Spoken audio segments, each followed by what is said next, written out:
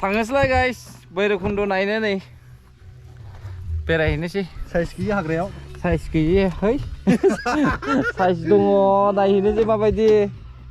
गारियाव हाबजोब्बाय नै साइज गैयि हाजोआव दिन्थिहैनोसैलाय भैरबकुन्दखौहाय दिनै नोंथांमोननो नायलांदो जोंनियाव सोरबा सासे फुल गोनां थाबायदों दायो नै भैरबकुन्द थांग्राफ्रा गारियाव दंजोबो गासैबो BMW नै सोर आरो BMW बाराखौ मा होननो सुइटसो रेड कालार सुइट ना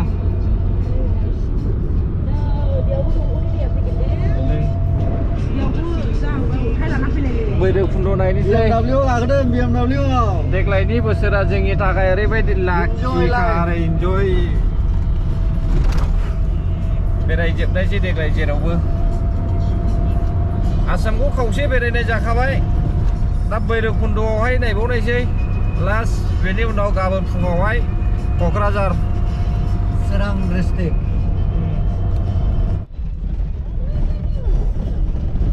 बड'लेण्ड पिकनिक स्पट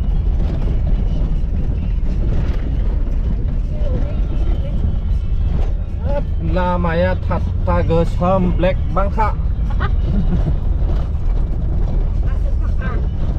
माने वाइट सिमेन्टजों बानायनायनि ना हाजोआ नाहरदो नै भुटान हाजो मालि जायो बिसोरो welcome to Phulbari Udalguri guys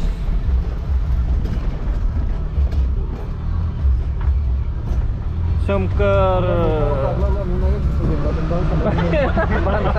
गय बागाना सोमखोर बांखा नै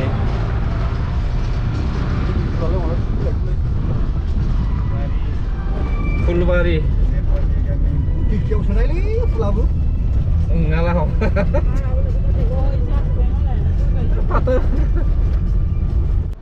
lubar bagana naik jadi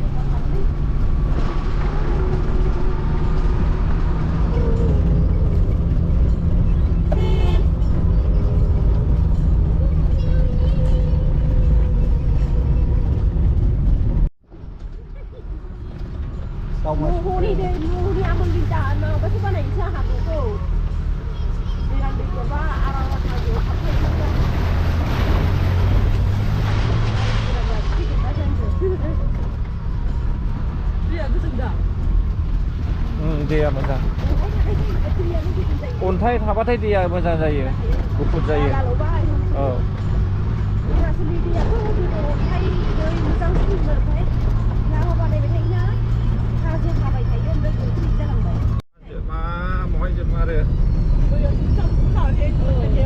बेयावबो नुयो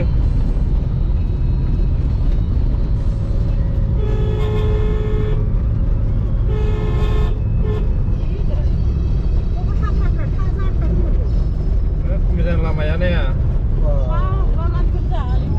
रबार गोजा सोर रबार बागान गोजा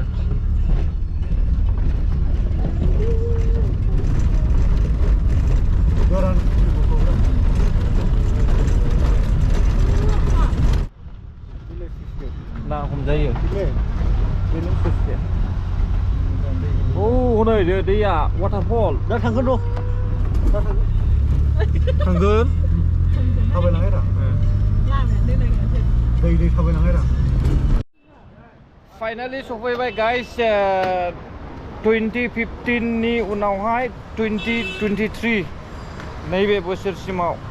एसेबां बोसोरनि उनावहाय भैरबकुन्दआवहाय आरोबाव फैफिननाय जाबाय नायलांनोसै सिगां बिदि नङामोन दाथ' साबसिन जाबाय भैरबकुन्दआ पिकनिक जाग्रायाबो बिराद मोजां जाबाय आरो नैबेजों थांनानै ओरै भुटानाव हाबहैगोन ओजोंहाय हेंगिं ब्रिज दङ हेंगिं ब्रिजखौबो सिगां नुखांखानाय जाबाय आरो दा खनसे बोरैबाला थांनाय जाबावगोन खोमा नायनायसै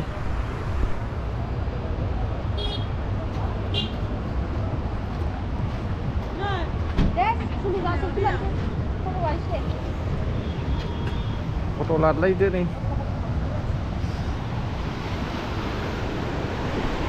पस्टआ नायनानै लादों ओरैबायदि गिदिर गिदिरखा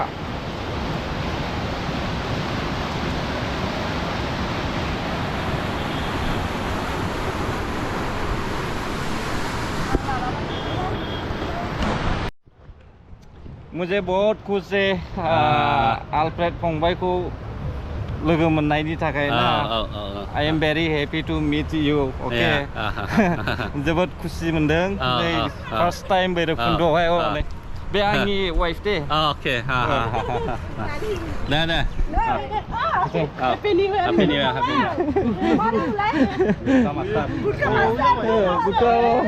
बिराद नायो लागागोन जोबोद नायो जोङो नै फंबाय आलफ्रेडनि चेनेलखौहाय फाइनालि जोङो नै बैरबखुन्दआव लोगो मोनफैबाय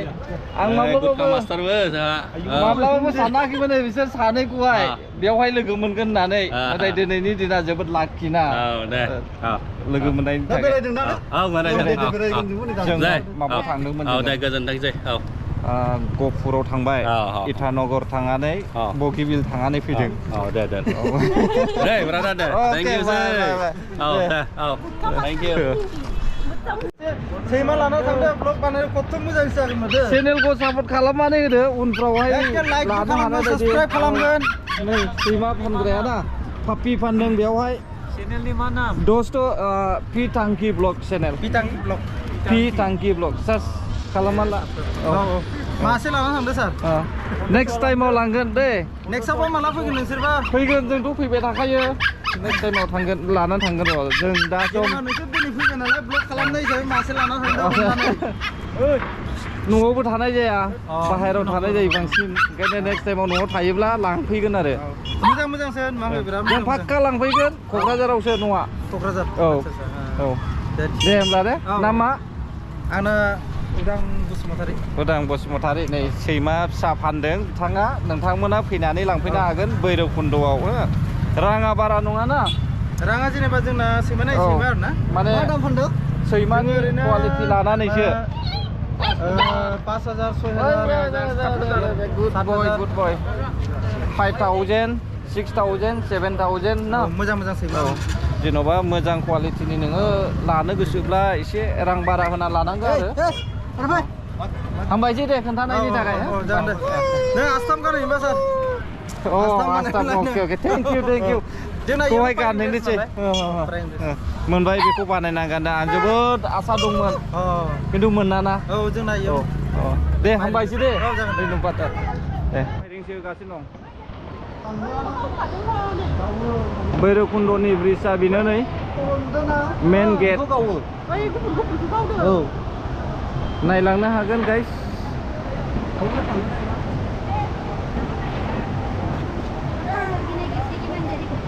ओरैबो नाहरदो हाजोनिफ्राय फैयो दैया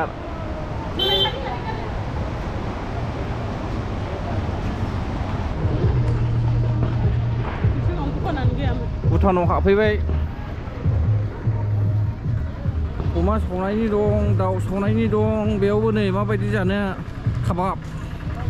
काबाब सेन्टार बेसे टाइम मोनसेयाव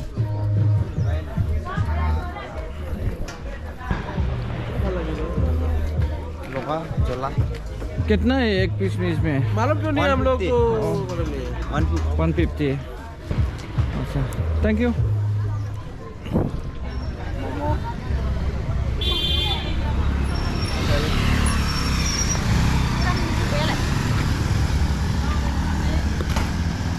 कैसा बना के रखता है इधर भी देखो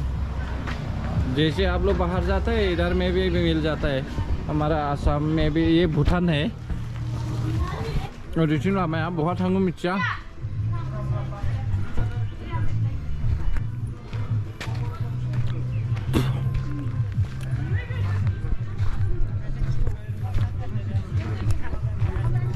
ओरैजायलाय लामा बहा थाङो मा नाम चेनेल नामा पि टांकी ब्लग अरुणाचल टावां अरुणाचल माबाने गप्र गप्र अरुणाचल टावां ओमफ्राय बमदिला मोनहैगोन माबाया जोंखौ लानानै हेल' नै खोन्थादो ओरै लामाया अरुणाचल टावां थाङो जाहैदों बे लामाया अरुणाचल कालाकटां दिरां सब थांजोबो डाइरेक्ट टाउन सहैयो बे लामाया नालाय बिजों थांलानो सहैयो ना औ सबसे सर्ट लामा बेनो आङो क'क्राझार औ दे औ हामबायसै दे खोन्थाना होनायनि औ औ दे थेंक इउ औ औ थेंक इउ दे थेंक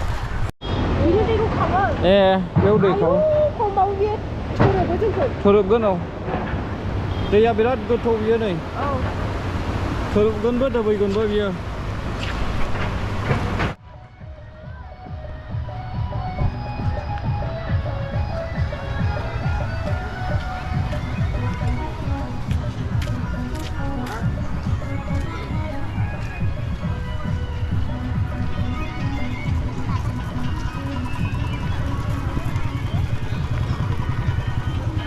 दखानाबो ओरै दंजोबखायो माथो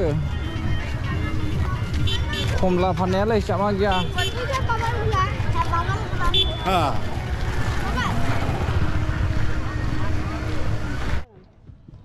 आइना which style you want आपको कौन सा स्टाइल चाहिए मुझे तो ये स्टाइल बहुत पसंद है गाइस स्पेक डालने से भी ज़्यादा अच्छा नहीं दिख रहा है सब लड़कियों का ग्रूमिंग है इधर देखो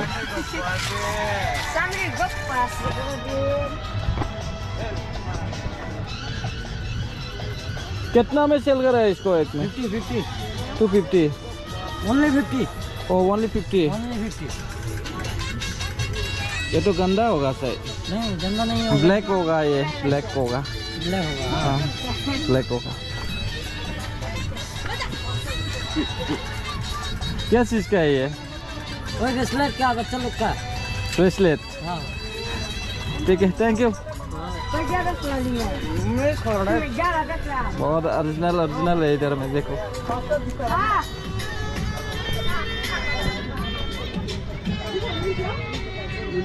क्या चाहिए आपको ए क्या क्या ले ये हाँ नंबर আছে না এইবার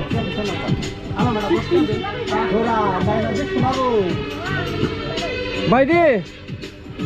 বালচিবৰ নম্বৰ কিমান 37 जुटी हुई की करीब हुई तो चलो दोस्तों मैं भी डाइस खेलता हूँ कौन सा भी जाओ किधर भी जाओ मुझे पता नहीं अयो किधर भी जाओ कौन सा भी जाओ किधर भी जाओ मालूम नहीं यार वो 31 को भी डालता हूँ मैं कौन सा भी होता नहीं यार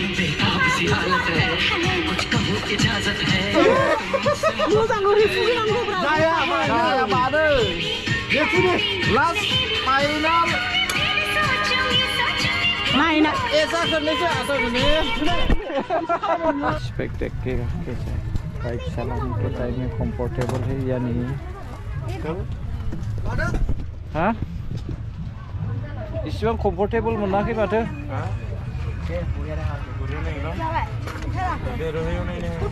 मोजाङानो गैया स्पेकआनो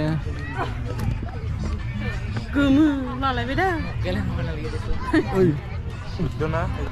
मोजां नुदों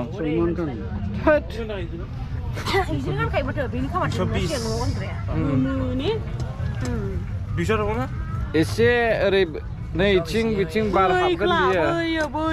खनसा 180 बे गोसोमा दे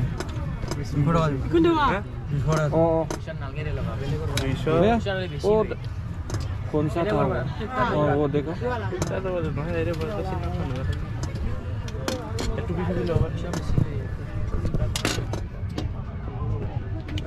गोग्लैला गोग्लैला साबसिन जायो गोग्लैला मोजांसिन जायो जानायालाय मोजांखा जाबाय दा केमेरायाव नायदोलाय अच्छा लग रहा है दोस्तों कैसे लगा अच्छा है या नहीं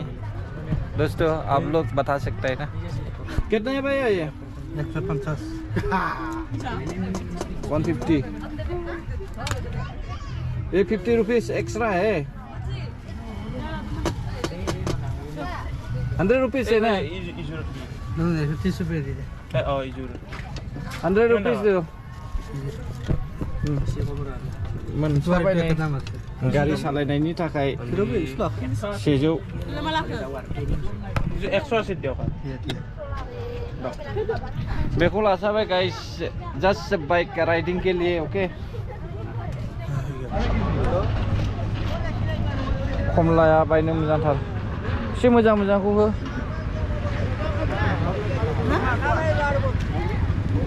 बेसेथो 70 गोदोनिया 50 नो लाबावो जासिगोनदां जाबायलै माना सोर जाथ'नायरा नै आंनि फैसा गैया फोरो एवलेम साबसिन बहाय बेयाव फैसा गैया मा केस गैलालै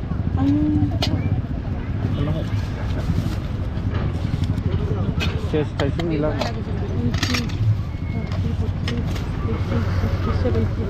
जाबाय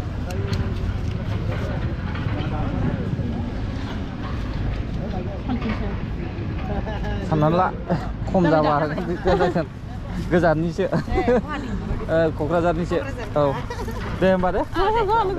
हाबाय नै हम अभी भैरवकुंड पिकनिक स्पॉट से वापस जाएगा